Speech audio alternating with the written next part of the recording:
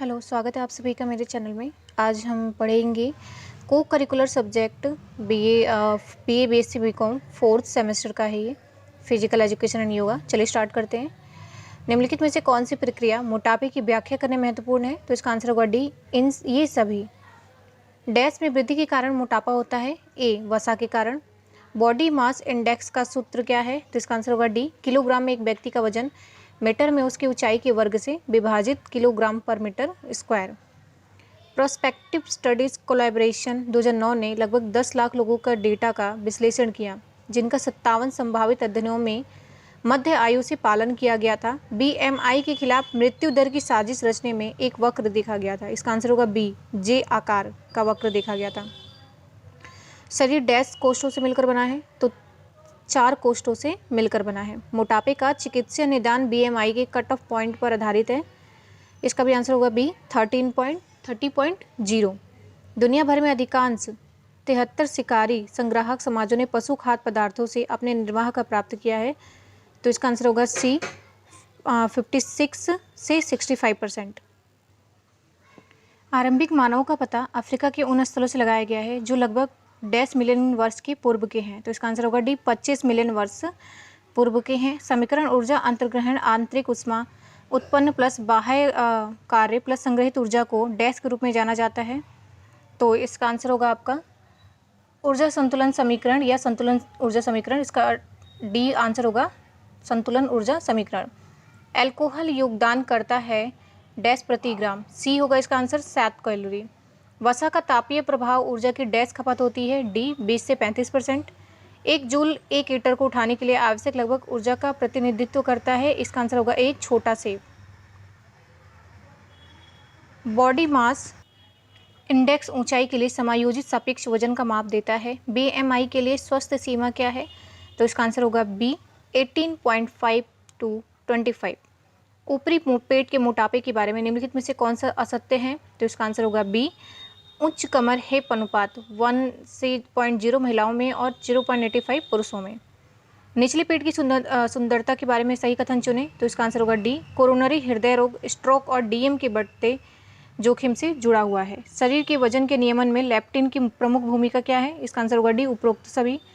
निम्नलिखित में से कौन सा मोटापे का द्वितीयक कारण नहीं है? तो इसका आंसर होगा डी, डीएम। निम्नलिखित में से कौन सा वसा व्युत्पन्न हार्मोन परिधीय ऊतकों में इंसुलिन संवेदनशीलता को बढ़ावा देता है? इसका आंसर होगा ए, एडिपोनेक्टिन। निम्नलिखित में से कौन सी गतिविधि चलन कौशल का हिस्सा है? तो इसका आंसर होगा ए, दौड़ना। शारीरिक फिटनेस के कितने घटक हैं? इसका भी आंसर होगा ए, 5 है। सिंक्रोनाइजेशन का दूसरा नाम क्या है? तो इसका आंसर होगा समन्वय।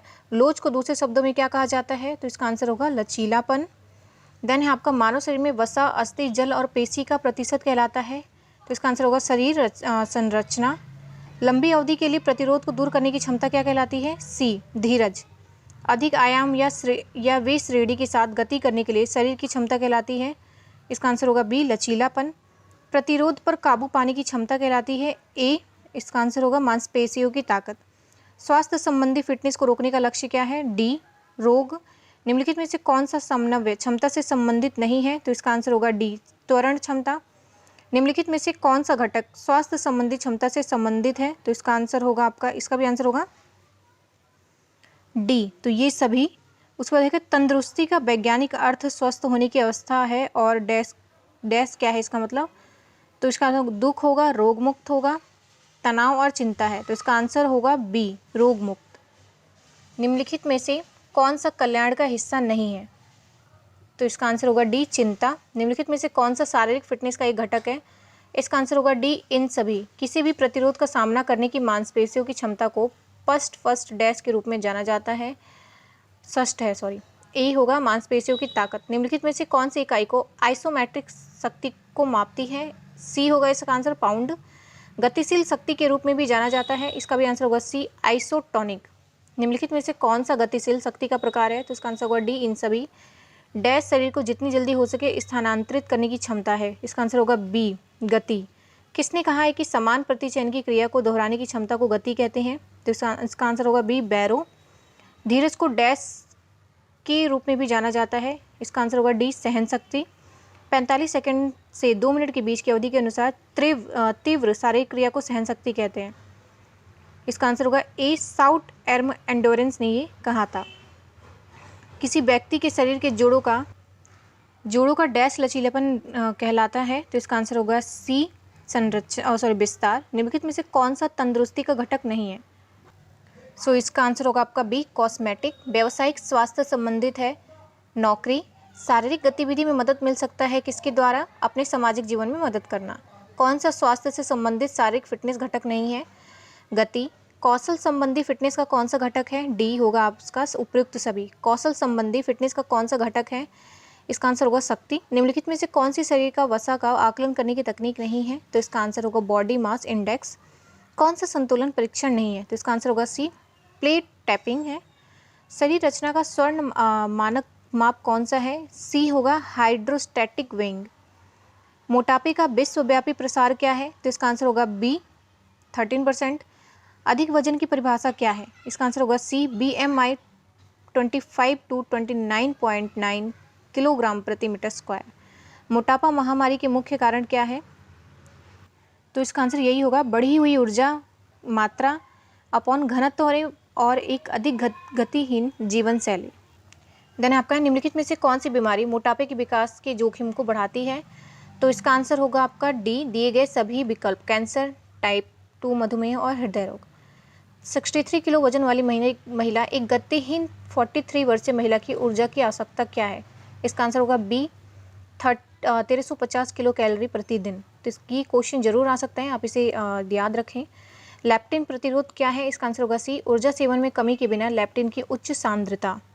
पहले कम कार्बोहाइड्रेट वाले आहार की सिफारिश क्यों नहीं की जाती थी? तो इसका आंसर होगा डी संभावित कार्डियोवैस्कुलर दुष्प्रभावों के कारण। एलसीडी और वीएलसीडी में क्या अंतर है? इसका आंसर होगा ए वीएलसीडी एलसीडी की तुलना में कम ऊर्जा प्रदान करता है और आमतौर पर इसमें प्राकृतिक खाद्य पदार्थ शामिल नहीं होते हैं। वजन बनाए रखने के लिए किस प्रकार के आहार की सिफारिश की जाती है? तो इसका आंसर होगा डी उच्च प्रोटीन और कम जीआई। यूरोप में मोटापे के उपचार के लिए कौन सी दवा स्वीकृत है? इसका आंसर होगा ए ऑलिस्टेट। शक्ति परीक्षण में अधिकतम अधिभार प्राप्त किया जा सकता है, तो इसका आंसर देखते हैं। इसका आंसर होगा आपका डी उपरोक्त सभी। वजन प्रशिक्षण में असफलता के कई दोहराव के एक सेट में यह सच है कि सेट के दौरान प्रति पुनरावृत्ति विकसित मांसपेशी बल कम हो जाता है क्योंकि पुनरावृत्ति की गति धीमी हो जाती है। शक्ति प्रशिक्षण के सिद्धांतों में के संबंध में यह सत्य है कि इसका आंसर होगा सी प्रशिक्षण में आंदोलन के पैटर्न की विशिष्टता के लिए एक आधार यह है कि एक मांसपेशी के भीतर कुछ मोटर इकाइयों का विशेष शारीरिक गति में अधिमानता सक्रिय हो सकती है। व्यायाम को अक्सर प्रशिक्षण के रूप में वर्णित किया जाता है और इसमें शामिल होने चाहिए क्या? उपरोक्त सभी। भार प्रशिक्षण में पूरक उच्च भार सनकी प्रशिक्षणों में तरीकों में शामिल है, तो इसका आंसर होगा डी उपरोक्त सभी। पेशी समूह व्यायाम के दौरान किए गए दोहराव के काम या प्रशिक्षण सेट की संख्या की प्रभावशीलता के संबंध में यह सच नहीं है कि देखते एक बार क्या सच नहीं है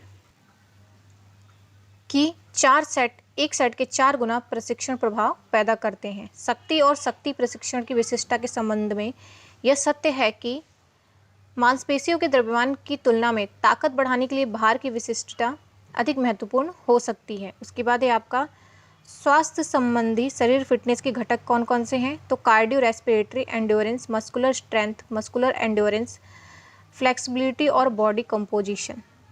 मायोकार्डियल इन्फ्रक्शन के परिणाम स्वरूप क्या है आपके?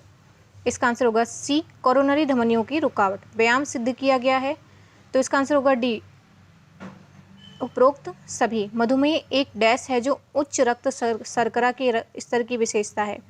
इसका आंसर होगा ए शारीरिक गतिविधि में कमी। वे व्यक्ति जो शारीरिक रूप से सक्रिय हैं ने गैर शारीरिक रूप से सक्रिय व्यक्ति की तुलना में दिल के दौरे के दौरान हृदय की चोट के परिणाम में डैश की कमी दिखाई देती है, तो क्या होगा इसका आंसर 66। मांसपेशियों की धीरज को इस प्रकार परिभाषित किया गया है, इसका आंसर होगा सी व्यक्तिगत स्वच्छता। निम्नलिखित में से कौन सी अस्वास्थ्यकर आदत है? तो इसका आंसर होगा आपका डी बिना हाथ धोए भोजन करना। निम्नलिखित में से कौन सा एक जीवाणु जनित रोग नहीं है? तो इसका आंसर होगा डी उपयुक्त सभी। निम्नलिखित में से किस रोग को साल्मोनेला एंटेरिक सेरोटाइप टाइफी भी कहा जाता है? तो इसका आंसर होगा ए टाइफाइड। निम्नलिखित में से कौन सा हेपेटाइटिस वायरस के संचरण का मुख्य कारण है? इसका आंसर होगा बी दवा की सुइयों को साझा करना। संदूषण के बारे में निम्नलिखित में से कौन सा कथन सत्य है? तो इसका आंसर होगा सी संदूषण पीने के पानी या खाद्य पदार्थों में कीटाणु के प्रवेश के कारण होता है। निम्नलिखित में से कौन सा रोग जीवाणु से नहीं होता है? तो होगा पोलियोमाइलाइटिस।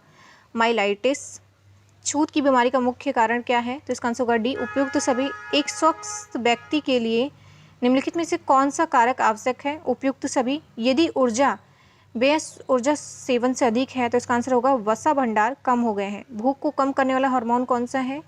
लेप्टिन है। प्रति सप्ताह अधिकतम अनुशंसित वजन घटाने से क्या होता है? सी होता है कितने वजन घटाने हैं? प्रति सप्ताह अधिकतम अनुशंसित वजन घटाने हैं। अगर किसी को वजन घटाना है तो कितने घटा सकते हैं? 1 से 2 पाउंड। फिलहाल के लिए इतना ही। ये 100 क्वेश्चन है आपके। बाकी जो वीडियो हैं वो जल्दी आएंगी। धन्यवाद।